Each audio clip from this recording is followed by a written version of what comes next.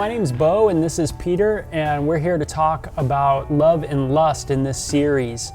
And really we want to get down to the definitions of what love and lust are and what it looks like when it pertains to our relationships and sexual relationships. So first we want to look at love, what love is, and from a biblical worldview, we have to first understand God, because the Bible says in 1 John chapter 4 verse 8 that God is love. So really where we got to start is, what is God like? And with that, we see other passages in the Bible that really help us out. What are some of those passages, Peter? That's right. I think the major one that we have as Christians is 1 Corinthians 13 verse 4 through 8. And those passages are the famous ones that everyone hears at the weddings. You know, love suffers long and is kind. Love is patient. Love is gentle.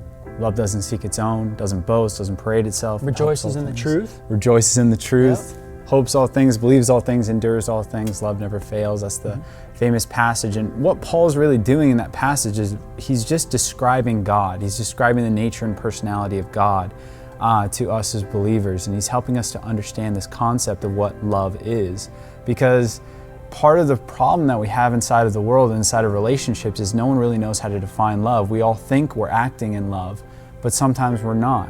And that acting in love, and what we perceive to be love, can actually be harmful to another person, and we can actually be acting in what we call or what the Bible refers to as lust. And Bo, what is lust? I mean, lust is really a taking. Instead of a giving, it's really something that you're wanting to get.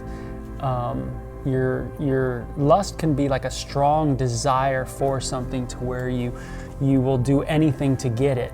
And that's the problem, is sometimes like we might use like, I love ice cream, but really we're saying I lust ice cream, man. I have a really strong desire for it and I'm gonna do whatever it takes to get that.